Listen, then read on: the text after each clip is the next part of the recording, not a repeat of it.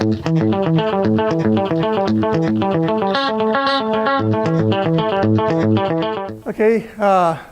first of all, thanks for coming. And Angie's here now. Yeah, thanks for coming. She comes from, and yeah, it's a pleasure. Thanks for inviting Des and partaking. The talk, this talk is more, I think it's be a nice warm-up for the container camp. And it's something new. I think anyone is playing with this or not. I don't think anyone haven't seen that before. It's in kind of a private preview, but it's open. We are allowed to talk now, finally.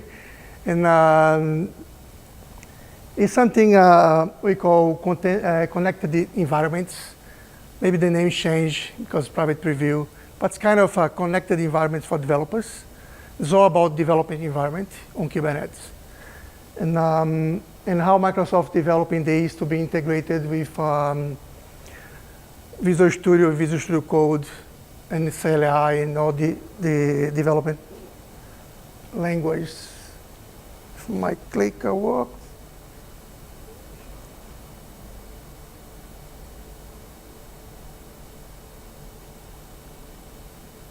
Looks like my computer is frozen. No. Yep. That's why I am. I work for NBN as a DevOps for Kubernetes. I moved mid-November last year. I used to work for a company called Cloud Solutions as a consultant for a long time. And I decided to invest after Container Camp last year, all that inspiration that I had.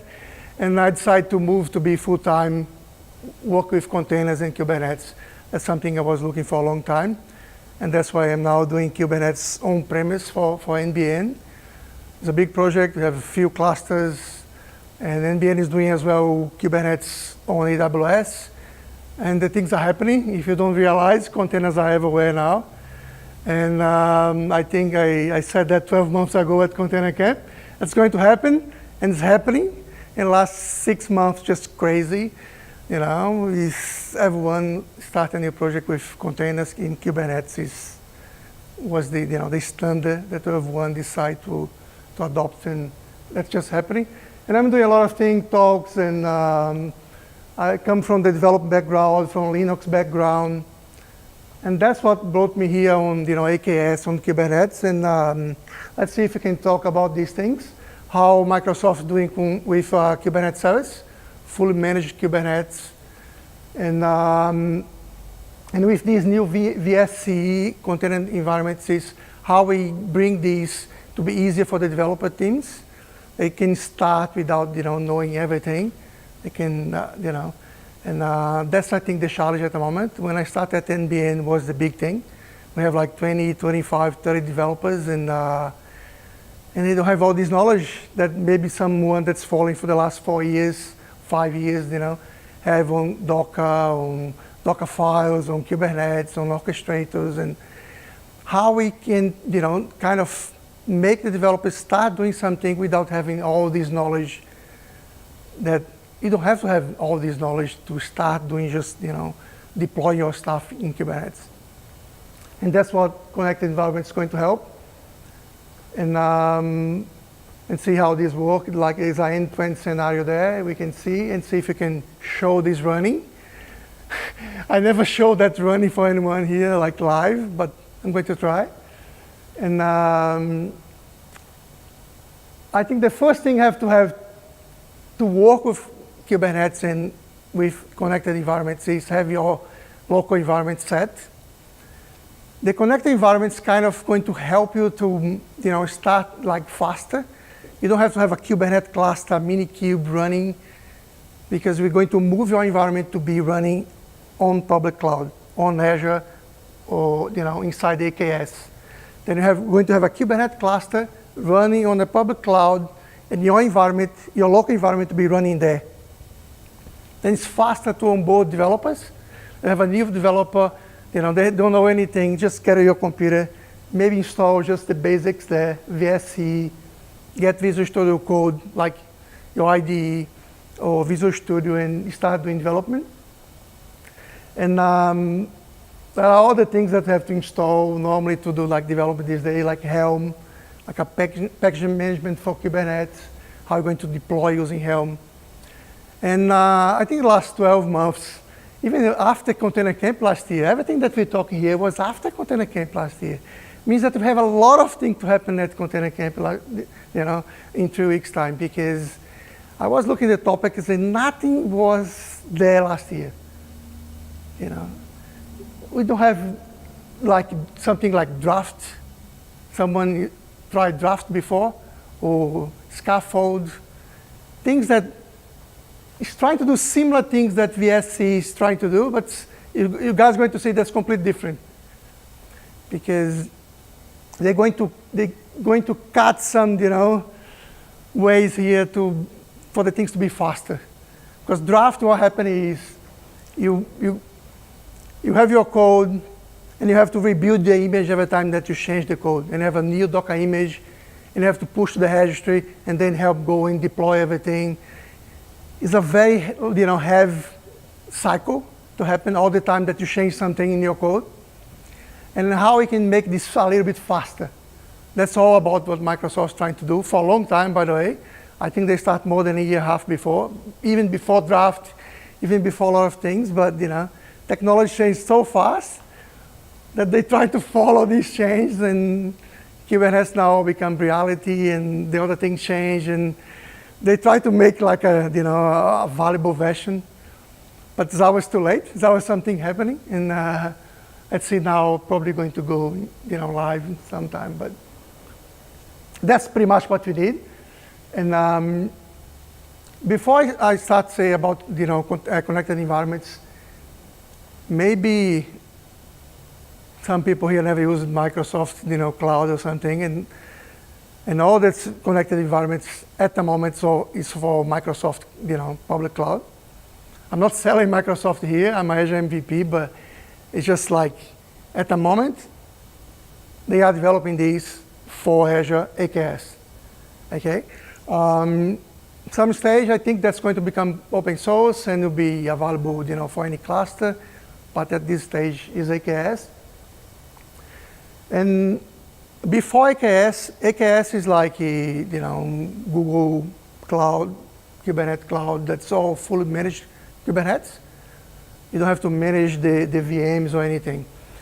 But before AKS was like that. You have to manage the masters, you have to manage the VMs of the nodes, and pretty much use what they call ACS engine that create like the ARM templates to generate the cluster for you, like Kube AWS or Kube Spray or something. ACS engine is doing the same thing. It's getting all the templates, you just run and you create your cluster on Azure. That's what they call ACS. ACS and ACS engine. That's still available. AKS is going to replace that. Okay, then customer will be migrate to AKS when that's public. That's going to be probably more than 12 months to happen, the migration. Then if you want to create a cluster today to production, you're going to use that. If you want to create for POC to be in production in 3 months, you go straight to AKS, because it will be available, it will be GA in 3 months. And that's all integrated with public cloud, VNets, load balancer, storage, public IPs, everything that the public cloud can provide. In this case, Azure, you can have it. And AKS will be no masters. It's the control plane is fully hidden from us. They manage that. You don't have to care. It's free. We don't pay anything for this. You just pay for that agent VMs, that the cluster nodes, and you choose the size, and you create your cluster, and that's it. Just pay for those VMs, including storage, everything, but you just pay for that. And that's very important. And the main thing here is the upstream Kubernetes.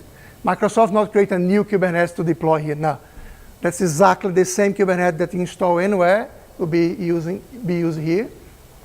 And you can use the same Azure service, and it's full managed, complete fully managed. They're going to apply patch for the VMs. I think the only thing you have to do is like tell them when you want to reboot the VMs. But you still can see the VM, but it's fully managed by them. Okay. Yeah, another nice thing on AKS is the updates. They can apply the updates. Kubernetes always have a new version. Now have 1.10. And every time they have a new version, you have to upgrade the cluster. And that's not that easy, simple to do it. And I tell you what, AKS is pretty nice. Just say I want to upgrade from 177 to 185 or 192, and they just go. They tell the version that are available, and they just upgrade the cluster for you without any outage. The way they do, they create a new node to stop one node. They create an extra node. You don't pay for that. Then they stop this one, update, and start again. And before they stop the VM, they do what they call like drain the node. All the pods are going to move to the new node that they created. Just to not say, I don't have enough nodes. I have just like 2 nodes. If you stop one, I don't have room for my applications. And what they do, they create another node. And it's pretty nice. When you apply just one command to update the cluster, it's just everything happening there. Takes a while, but everything works, and the cluster is updated at the end. And because they're doing this in thousands of clusters, and it's very reliable. It's not something that's going to fail. And I tell you what, I did a few times and never failed. I did probably 5 or 6 or 7 times already on my different classes and never failed. And another thing that everyone is talking about, I don't think you said something about this, the virtual kubelet. That's a big thing at the moment. I hope someone at Container Camp will be talking about that. Probably Gabe from Microsoft that's coming from US. I'm pretty sure that on the keynote he's going to talk about this, because that's the main thing happening. From Microsoft they call ACI, Container Instance. From AWS they call Fargate. From another company called Hyper, they call Hype. It's like container as a service, like Azure Functions or Lambda functions is like containers now. How they implement that? They just create a fake node in your cluster. It's a fake node, a fake kubelet there. And every time they want to deploy something, you don't have that node. They're going to create that container somewhere in the cloud as a serverless thing, and going to run your payload. And the nice thing here, at least on Microsoft, is you can have fake kubelet for Windows and for Linux. That means that you can run Windows payloads and now have a hybrid cluster. Suddenly you have a hybrid cluster without doing anything. All your VMs could be like Linux, but you need some Windows payload to run. You can create like a kubelet and run that. And that's very nice because you can have like 1 or 2 nodes cluster, but it could be running hundreds or thousands of containers, and you can run for like a few seconds and stop. It's very handy for when you have to do like a background processing, like processing streams or images or something. That's very nice. For gaming, people using for gaming, like when I log in a gaming platform, they want to create an environment just for me, and they create on the fly using ACI. They give you that, private space. Once you log off, they just delete everything, and they stop paying for that. I have a question about the ISO point of view. I'm not quite sure that is the copy of this discussion now. That Fargate is pretty expensive than the EC2 instance. What do you think about that HCI? Yeah, serverless is a little bit, Microsoft just dropped the price. I think Fargate charge at least 1 minute. Let's say cannot run less than a minute. But that's changing every single, it's changing very often. The Hyper one is very cheap. I think the ACI price now will be the same as Azure Functions. The new price they released last week is the same as Azure Functions. Imagine that. Some people, Azure Functions is very cheap. This one will be the same as Azure Function, and probably a little bit cheaper because you can customize the memory, and It's a little bit better because you can say I can have one CPU and 1 gig. I can say I can have 2 CPUs and 2 gigs, and you just pay by CPU and by memory. That's how you pay here. Okay, you pay how long per seconds, and for CPU and memory. Then you can customize that. I think AWS you can have like 0.25 of a CPU, then become very cheap. Microsoft, the minimum is 1 CPU, but they can go with 0.5 gig. It's still like, I think Hyper can go with 0.2 CPU. Is very cheap, like 1 cent, it'll be like $1 a month you're going to pay if you run for the whole month. I think it's unbelievable cheap. It's like, and that's something I want to see on Container Camp, and we have to follow this. And Virtual Kubernetes on GitHub. And at the beginning, it was just Microsoft with ACI and Hyper. Now AWS jump on board and is available there as well. And I can see everyone jumping on this open source project because AWS and Microsoft's already there. And I think Google will be the next one for sure. And to create an AKS cluster, I'm not going details, but just like, Azure CLI command, create the group, create the cluster, get the credentials, and get the configuration to connect the cluster, and that's it. And you browse and you connect on the dashboard. And the other commands like get version, upgrade, just to maintain the cluster, scale the cluster, how many nodes you want. And the last one's about the ACI. From the Azure CLI, you can install the ACI connector inside your cluster, and they create the virtual kubelet just with that command there. After that, the only thing you have to do is install your containers, and they're going to install the containers like a serverless thing on the cloud. Some people are creating cluster with 1 node and running everything on ACI. Create the cluster like a very small node just to run the Kubernetes things, and everything runs on ACI. And they have a few customers already using that. It's on GA already. It's available. But the main thing for today is like CI/CD process. Okay, how we can improve this with all this that we have now, all these Kubernetes clusters, all that infrastructure that we have available. It's so easy to create a startup. Yeah, you can create a startup to compete with anyone now, and I don't think resource and compute, be a problem.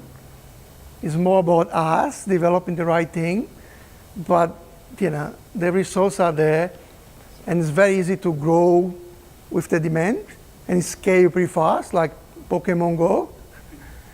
It's not bad. My sister now gonna play Pokemon Go again. I don't know. I think she never did like a year ago, and now she wanna play, and a few friends playing again. I think and that's how Pokemon Go went live. 15 months ago was with Kubernetes, and we can do the same. But the main development cycle in containers, if you don't know, if you're the first time that you come here for a meetup, is you get your Git repository, your source code. We write what we call a Docker file, the instructions to create your container. Normally coming from like a very lightweight base image. And from that image, you install your dependencies, like if it's a Linux, install your dependencies, install your code. And that will be my talk at Container Camp. It will be about Docker multi-stage build, where you can now use Docker file in multi-steps. It's kind of, you can build your whole pipeline inside your Docker file. And if you wanna, I'll be talking about this Docker multi-stage build at Container Camp. But once you have this Docker file, and that's very important. I think like NBN was the first thing when I arrived there. The first week was we have to use Docker, build multi-stage here because we're doing Python, we're doing Java, we're doing different languages, and we don't want this final image that you're going to deploy to be like a very big, image. We don't like very lightweight image, and Docker multi-stage builds, that's the way to do it. And but once you have this, you run what you call Docker builds, some people running that inside the Kubernetes cluster. I think you just said that. Some people have some service now on the public cloud. I think Google has a Google Builder. Microsoft has just released last week ACR container registry build as well. Then you pretty much, they're watching your Git repo. When you push your code, they just get the Docker file that's inside your code, and they rebuild the image and save the image inside that private container registry. And that helps a lot, because we used to do that in a CI/CD fashion way. You know, we need Jenkins, we need something. And now it kind of, those tools, they have to change. Jenkins just announced Jenkins X. Someone heard about that? Jenkins X will be like a native just for containers. And everyone is changing. I'm using Jenkins at NBN. It's like kind of, we don't need that anymore, because we're pretty much doing everything inside those, you know, Docker files and Docker registry things. We just build the image is there.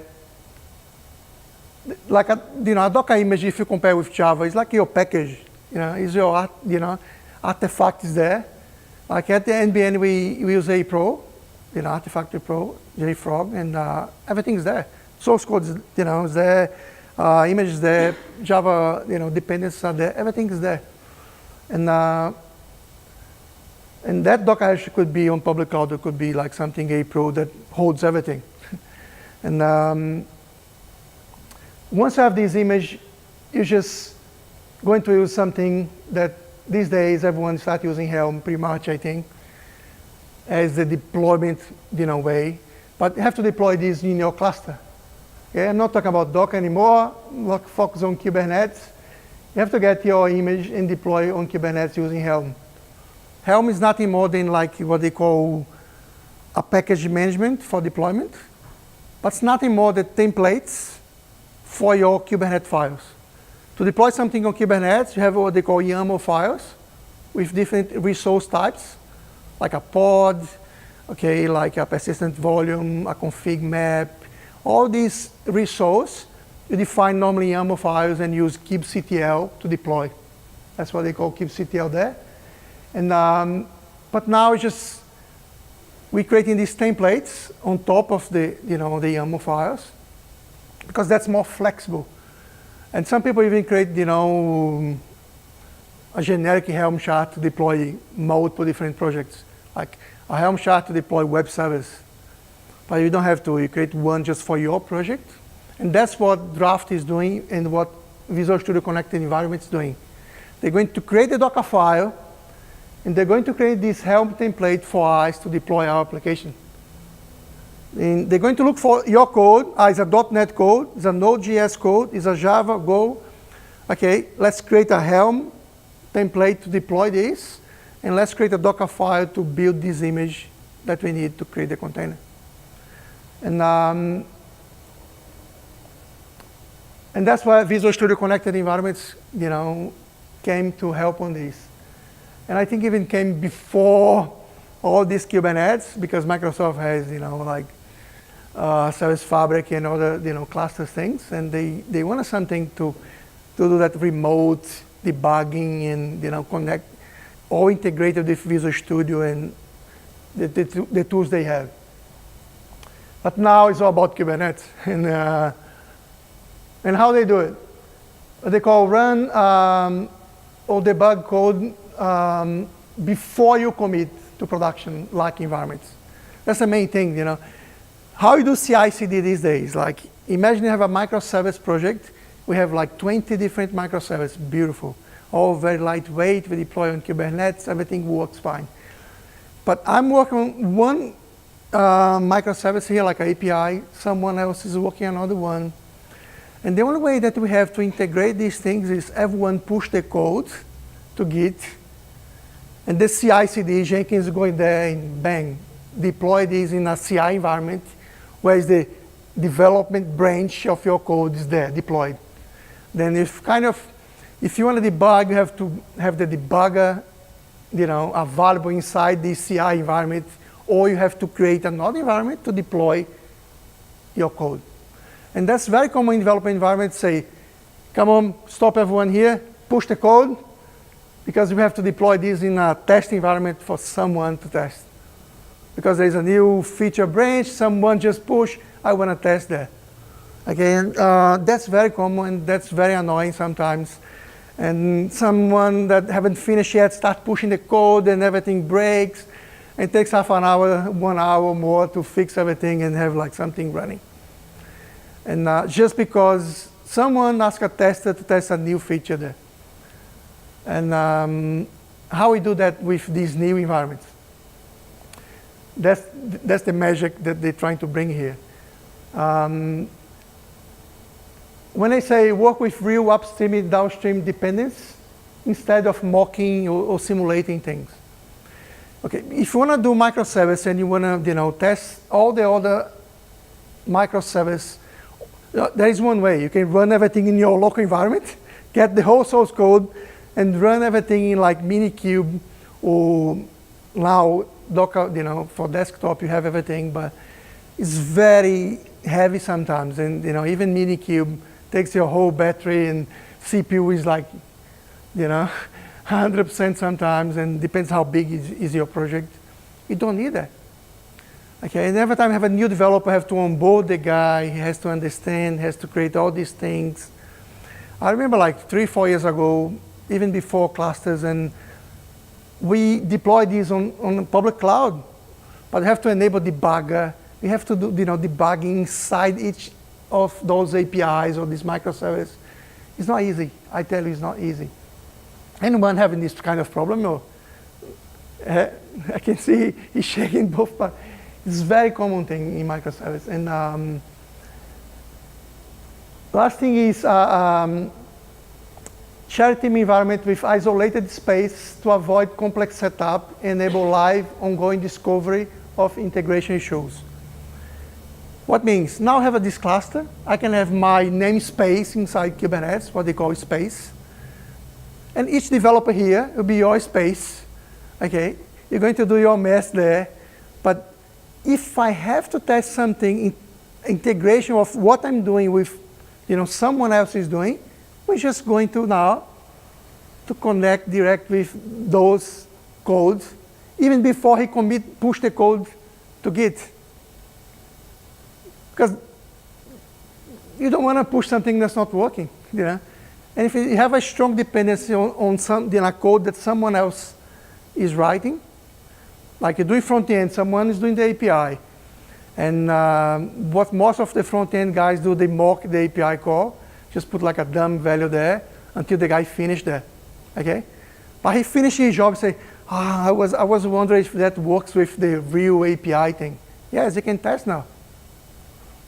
Now I can say, I want to test with his code without push the code to Git.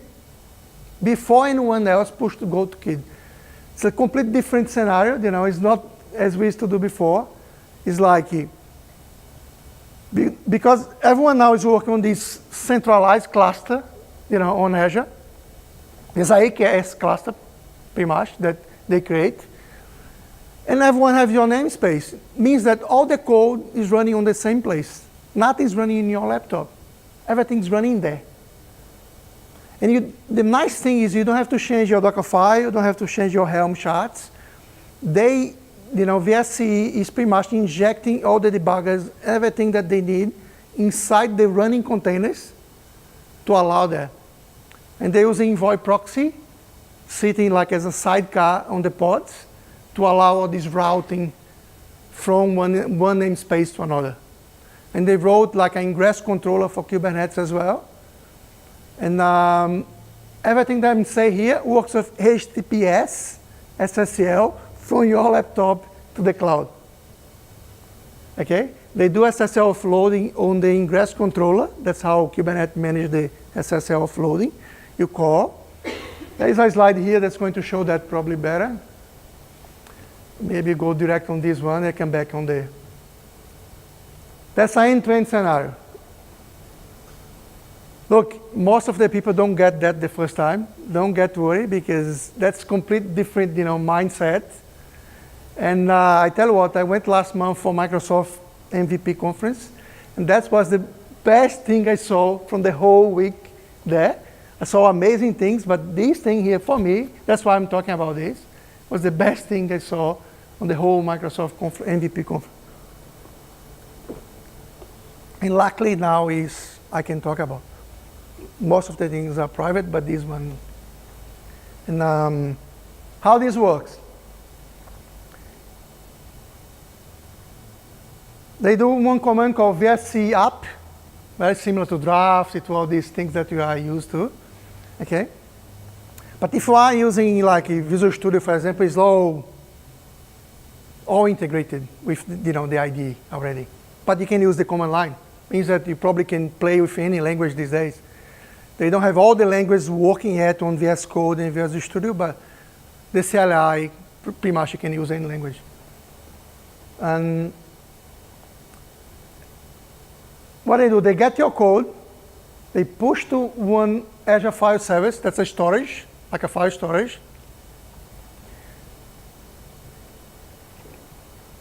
This thing here is a pod running inside your cluster. There's a VSC namespace inside your cluster.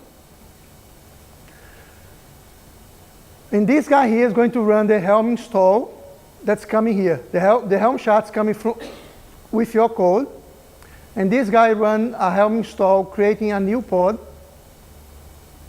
And what they do is they use initialized containers. They inject init containers in your pod to even build the image. You don't build the image on the client side anymore. They building for you. They pretty much doing the pipeline for us. Okay? These init containers build the Docker image.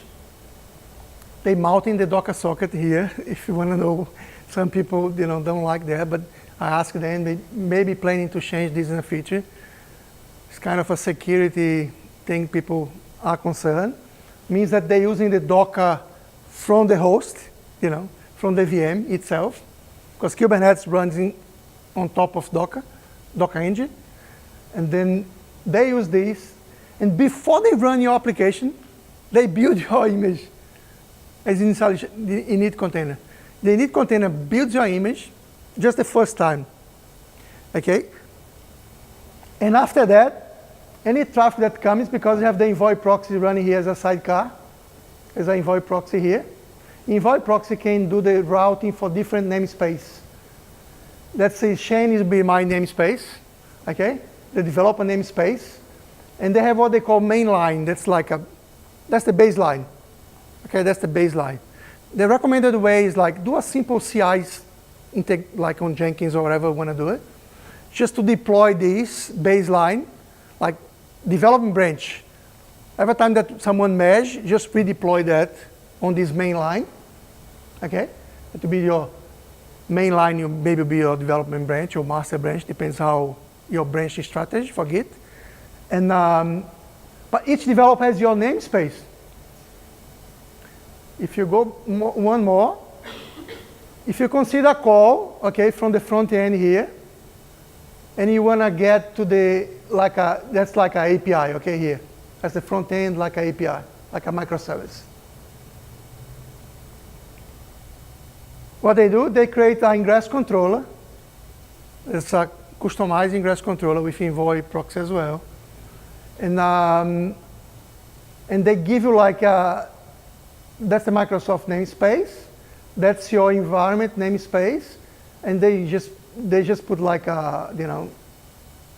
one for each namespace. Means that the developer is going to have a unique, endpoint. And they just give you that if you wanna. If you wanna be just private, you can, but you can have public endpoints using HTTPS. All the SSL offloading will be happening here. Then your traffic, is coming there. And what they do is Envoy proxy can have, what we call headers. You can have one customized header with VSC space, and say Shane. And then this guy here is going to change the route and send to your namespace. It's all done by VSC itself. Look, that's not magic. I think if people are following like service mesh thing or these things, is the same idea. That's why Envoy proxy is kind of, Envoy proxy works like that. I'm inside a pod, a container, I want to talk with someone else, another pod, okay? They kind of inject this for us, and it's like a proxy to talk with anyone. This Envoy proxy is a proxy to talk with anyone outside your domain. And Service Mesh is exactly using these to inject, policies on these proxies. It's like bring like a very lightweight proxy next to your microservice. And for your microservice to talk with anyone, or anyone talk with your microservice, they have to talk with this Envoy proxy guy and say if you can do it or not. And that's how this magic works. And you can have these routed.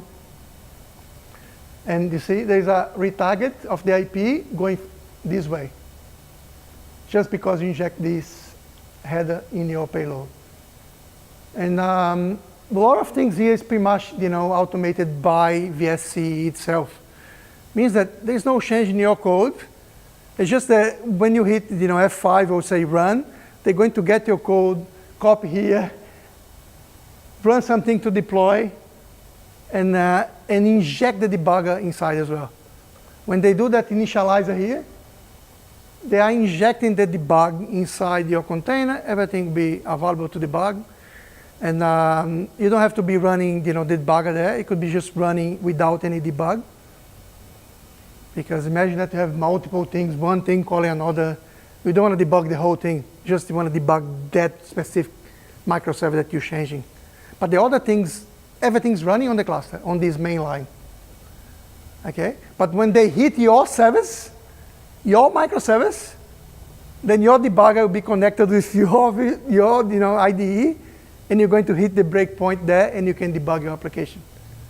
And then nice thing is the last one, proxy. All these Envoy proxy, they do all the tracing, because now they know everything that is coming out, outbound and inbound traffic. And they're going to send all these things to the VSC, and you can see all these logs. Like tracing, the big problem with is like the correlation of the calls.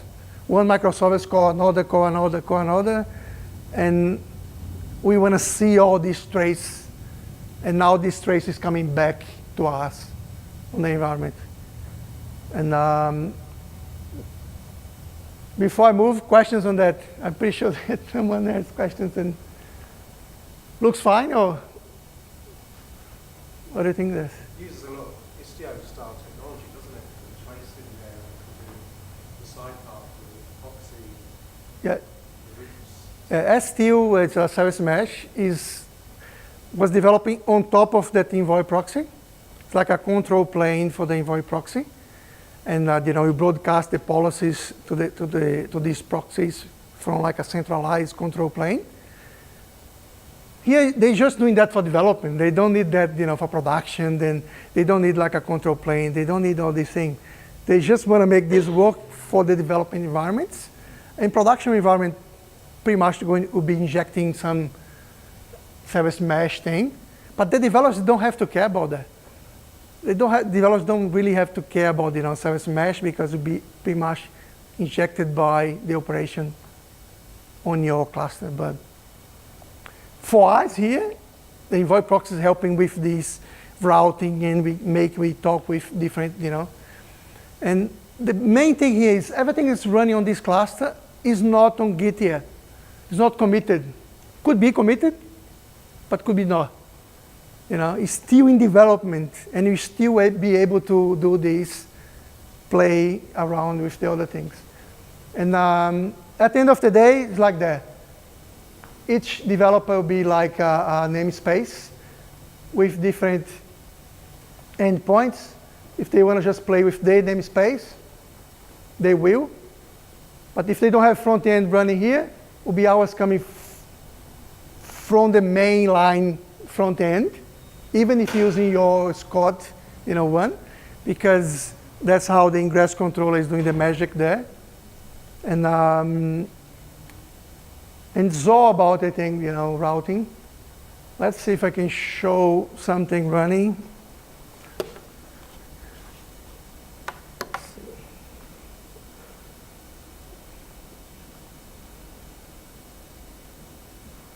Okay.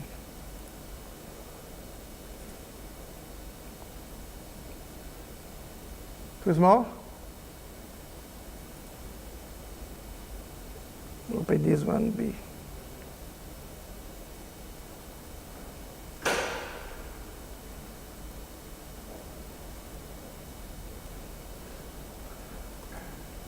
Better? See, VSC is a command line tool. You can see the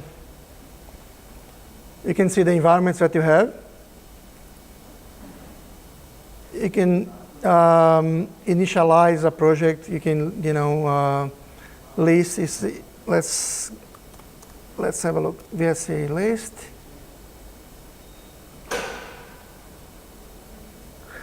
The first thing here, you have this CLI that you install, and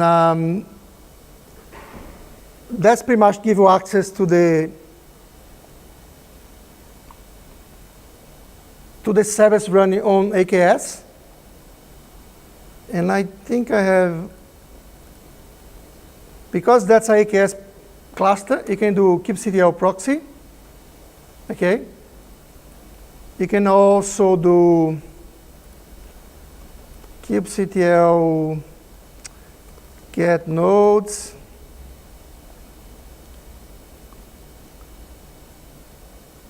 Let's see. This proxy is there.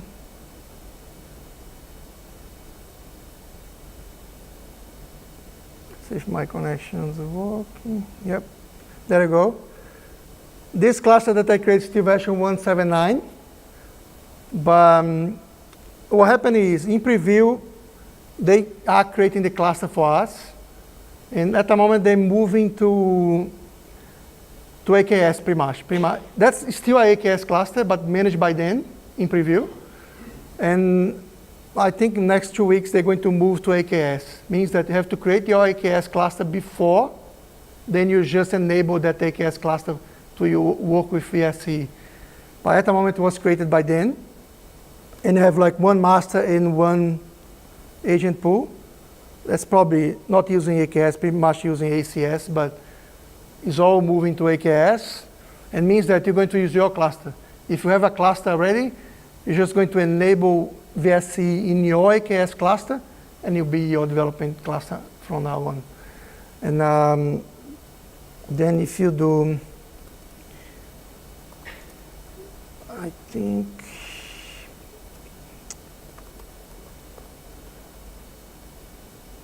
you're going to open here, and I'm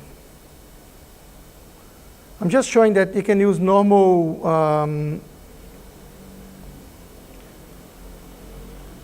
Kubernetes commands. You still have your cluster. It's a normal cluster. And you can see here that I have my mainline namespace. Mainline namespace. I have my namespace on top called George. I have VSC namespace, where the pods for the application, and you have the normal kube system from Kubernetes. Then, if you go on the dashboard works. It's a normal cluster, and you'll be your AKS. You pretty much can see the same thing. Let's go. All namespace. Then imagine like a Kubernetes cluster where they're going to enable some things in your cluster to enable all these life cycle in development that we just discussed here. And every time that you deploy something, they're going to create the pods. They're going to create the ingress controllers. They're going to create the service.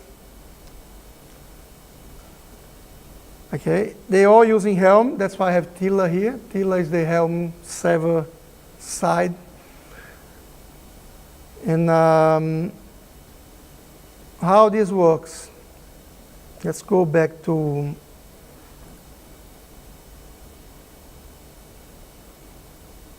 I create one. I'm using Visual Studio, normal Visual Studio here, but you have an extension for Visual Studio, another one for Visual Studio Code. Okay, you can use both, and you can use Visual Studio Code in Mac or Windows as well. And in Visual Studio, when you install that, you can see that on top here, they give you what they call connected environments for AKS.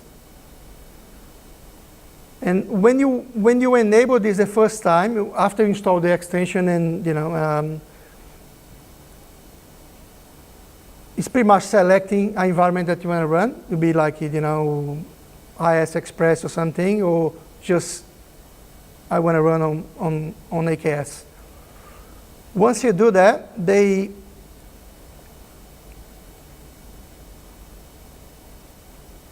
doing here, they enable debugging. Let's see if I can, yeah. And they're running in connected environment VSC Cube. That's my environment that I created before. And that VSC Cube will be like your AKS cluster. You have one cluster, they call environment here, it will be your cluster. And I want to run my application on that cluster. And if you, that's not very good for the size, sorry, I don't think I can increase the fonts here. But what they're doing here is pretty much running the Helm chart to deploy your application inside the cluster. See? And that's running there inside the cluster. They're building the Docker image and attaching the debug and everything. And if you go back here, it's still happening here because I'm using my mobile network. And in some moments, they're going to run the debug, but the application is not running locally, it's running inside the cluster.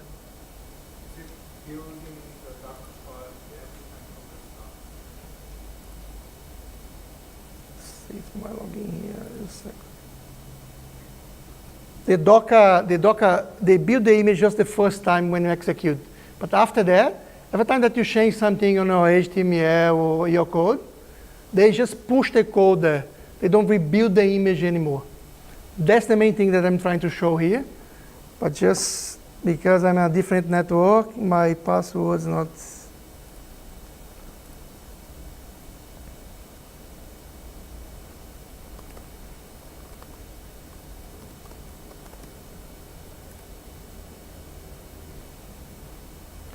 But that's the main thing.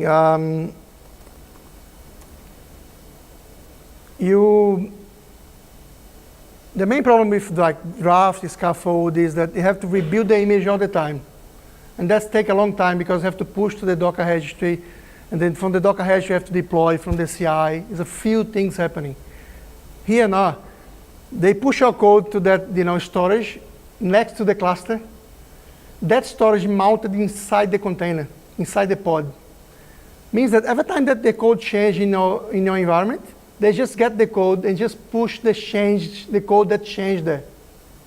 If it's not something that have to rebuild, like in .NET have to rebuild, everything works. Like I can change HTML and you don't have to do anything. We're still debugging inside the cluster without rebuilding image, rebuilding anything. That's magical. Nobody can do that yet. That's the first environment I saw doing that. Otherwise, I have to rebuild the image every time that you change like one, word. And let's see if it works now. Yeah, that's the main thing. You have to get that idea. If you don't get the whole thing. They try to simplify the way that we do the full life cycle. That's the main, game changer here. And even when you change the code, let's say you change like they have something that have to rebuild. They're doing what they call in place, deployment. They're going to say, okay, tell me the command that I have to run to rebuild your code inside the image before I rebuild anything. And they do something else. They say, okay, but if I stop your main process of your application, the container is going to die. Then I have to create the container again. It's going to take a while. what they do, they put something before your application to call your application. Okay? They put like an initialization, like an entry point for your container to start your process. And when they do that, what happens? They don't have to stop the container. They just stop your process, but this initialization process is still running. The container is still alive. They run like a rebuild, and they, start your process again. .NET to be a .NET, build, and then start again. And that's pretty fast. That's pretty fast. If it's a microservice development, it'll be very fast. It'll be bang, 2 or 3 seconds will be up. Nobody can do the same. Rebuild the image, push the registry, then CI/CD going to deploy, and bang. No, it's going to take, a minute or 2 or something. It's take like 2 seconds, bang. And if it's just something that you don't have to rebuild, it's like doing web development that the IDEs normally synchronize the code from your computer, from your IDE to the browser. They do a very similar thing. They synchronize your code to inside the container. They are sending, and because your code is mounted on like a store there, they have to just synchronize your code from your IDE to the Azure files. And because the container is looking from there, every time that you change something, works. If something you have to rebuild, they're going to do that in place magic. And that in place, I don't think we can show here, but and as you can see, still not. Do you think this technology will make it to draft? Let me close. I think it's just my connection here that's not. Sorry, say again? I just wondered, do you think this technology will make it to draft at some point? Get the open source? That's a very good point. I think they start now working together with the draft team. Yep. The thing is, when Microsoft started doing this, was before draft be part of Microsoft. Draft, the Days company was acquired just before Container Camp last year, April last year. Just before Container Camp. I remember, Michelle coming to Container Camp last year, and it was having pretty much the first meeting with Brendan Burns at Container Camp. And then, everything changed from there. And they starting now talking more and see how they can have one solution maybe together in some stage, but they are very different. And these things not just for Kubernetes. That will be available for other Azure service. They're trying to make this available for platform as a service like app service or maybe Service Fabric at some stage. And that's why they're not doing all together yet, because draft is just for Kubernetes. And that's not just for Kubernetes.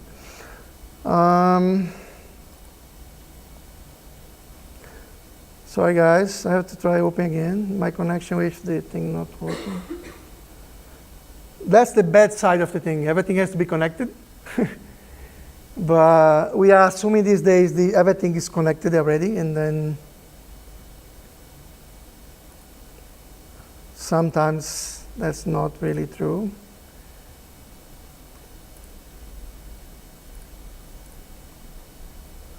Web API.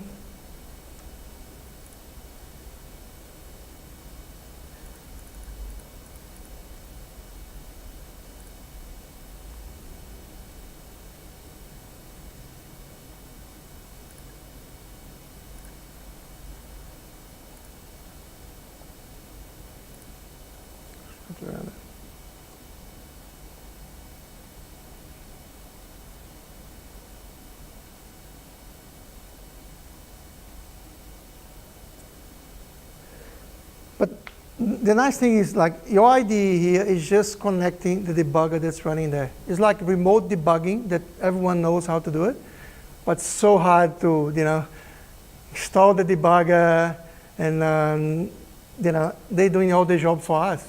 They're doing all the magic for us, and I think that's what people are looking for. I don't think VSC is the only one on the market. I think Squash is one that's started growing. In the last few weeks, I saw few small, open source projects trying to do this similar thing. And that's why I think VSC will be open source in some stage, because it makes sense. Unless that's more than Kubernetes, but Draft is open source. And but it's pretty much trying to solve this problem. And I remember like more than a year ago, the main question of the developers on these talks was how we do debugging. How can we debug? How can we debug? And now, there's a few solutions, coming. But I'm talking about last 6 or 8 months, not long time ago. And but it'd be nice if you can have these running. Let's see. Looks like it's there. Let's see these run.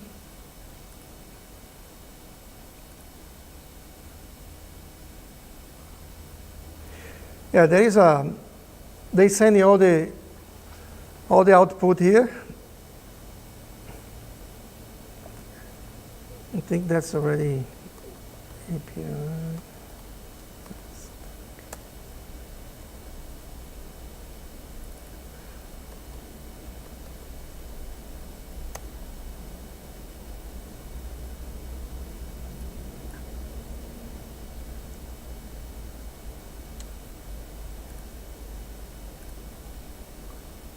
Oh, that's the next one.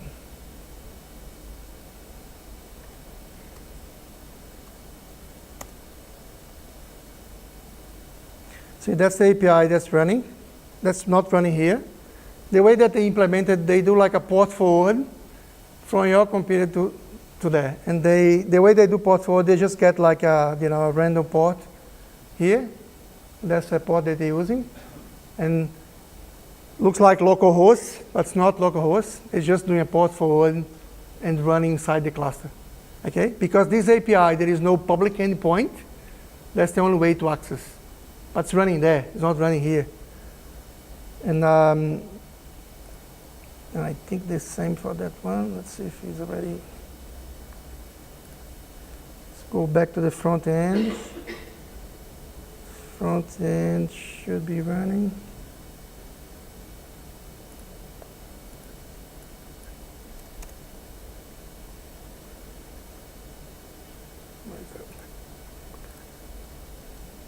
Unless that's not exposed, let's see.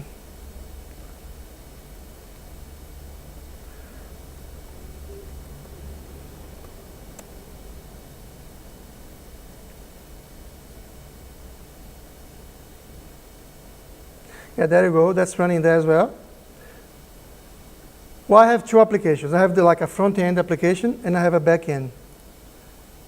I'm just using private, but you can have a public, IP address like you have here. I think I probably disabled that, but means that I have the front end and I have like an API. Okay, I'm calling this API here when I click in About. I think, let's see if this one's running here.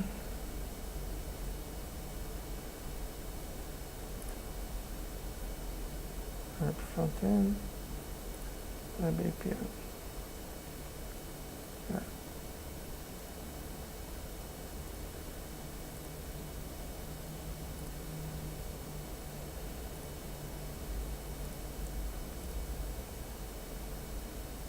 Yeah.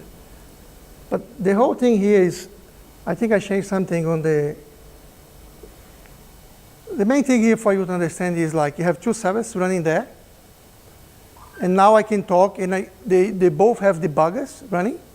Then I can just say, I want to put a breakpoint now on someone else, and I can see, the code that's running that he's developing on his machine.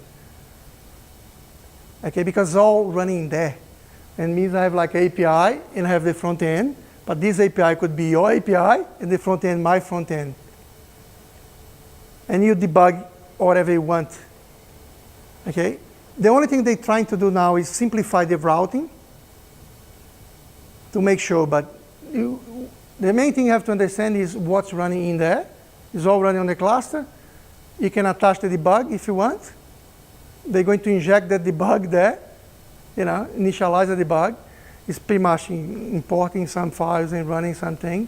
That's why they have these exec commands. They're just executing something inside your pod and starting something like a debugger. Like for development environment, it's fine. Nobody's going to do that in testing or production environments. But development, that's exactly what flexibility that we want. We don't want to be a mess. We don't want to have to do everything manually, but we want to be able to run two things. You can use VS Code or Visual Studio. You're going to put breakpoints because the debugger is running. It's all connected with the debugger. And you just say when you stop here, and you're going to stop. And then I think you can do one simple thing is, if you change the front end, normal page, let's say like HTML, home, about page. Yep. Yep.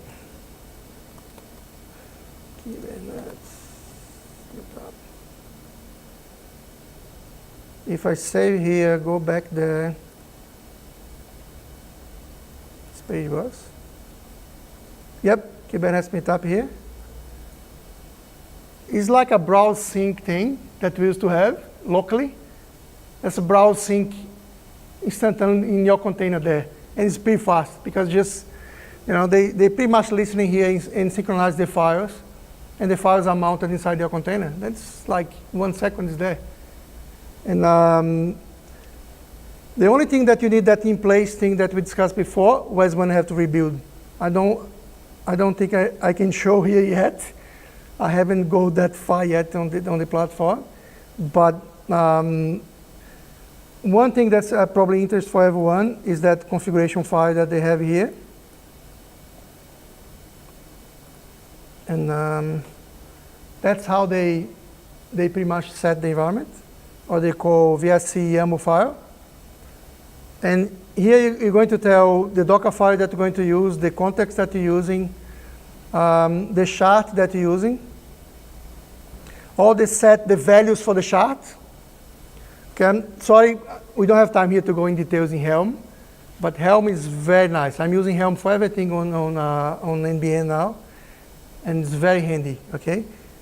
And just a template for the Kubernetes files, and pretty much, with some extras. But the configuration that, what VSC is doing in your cluster, you can change here. And that's something that's more like advanced topic from the thing. But if you guys get the link that I'm going to put here, you can sign up for that and have your cluster and play with VS Code on Mac or whatever you want. And, but the nice thing here is you can have these different configurations. We're using that standard one development. And that's how you do that in place thing. You tell them which process you have to kill, in this case .NET, and you have to tell ICE how to build again. Then if you can do the same for any language, you probably can come here and create one configuration file that maybe works with your language. And the customization is very easy here. There are more things that you can have here. Let's see the synchronization files. You are telling them which kind of file you want to synchronize, because you don't want to synchronize anything. If you change the Docker file, you don't want to synchronize. You're just going to synchronize if it's like a page or like a view or something. Then you can do like filtering what you want to synchronize. And that's how I used to do with web sync things. It's very similar. When you get the idea, you're going to understand that coming from different time. You're just putting the things together. But it's nothing like 100% new. And the main thing is, that's the things they create inside the cluster. They create this file. They create the Helm charts for us. They look, okay, it's a .NET application. They're going to create the Helm chart, and you can customize if you want. But what the Helm chart's doing is pretty much creating like a deployment, ingress controller, and a service. Okay, normally we don't push that secret. It's like a local file. Okay, it's like never commit this file. But they want to automate the secret creation as well for development, and that's why the secret's there. And another thing, they create what they call this class called header propagation for .NET to kind of inject the header that you need to do the routing. And because in Kubernetes you just call a service, you don't call like IP nub or anything. You want to call like another microservice, just call the name of the service. And that's how the routing works as well, because the service in my namespace could be different from yours. And that's how the magic with ingress controller kind of works, and envoy proxy. And but still, we're still discussing, giving new ideas to simplify this routing. Probably on the Azure port will be some way in a feature to, set all the routings that you want. I want to talk with this guy here, like in different namespace. And you just hit run, and now, the clusters know how to do the routings. I want to talk with your version of the microservice, but for this microservice, I want to talk with your version. If you can get on this stage and just have these, click, click, click, I want to do that, the testers will be loving because they can test things that's happening. It's under development. Or we can even play with API that someone is developing in real time. And look, I'm talking about things that's not done yet, but that's the plan, and it's pretty much what they create. They create just the shards, Dockerfile as well, for sure. Yeah, they create Dockerfile. At the moment, because they have a limitation with Docker mode stage builds inside the cluster, I was just talking with Des about this. There's the same problem.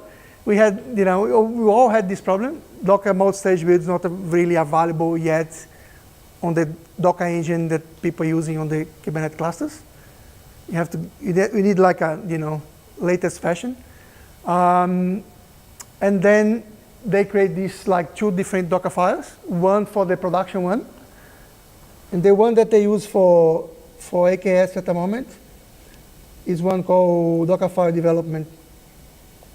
And it's pretty much no Docker mode stage build, and they pretty much run with debug. But the nice thing is you can customize inside that VSC YAML file the entry point for the containers, and there are other things that you can customize there. You can even inject some storage there if you want for debugging, maybe for testing. For testing, maybe you want to, the tester want to inject some dependencies there, and they want to, because all development environments. We're not deploying, we're not doing.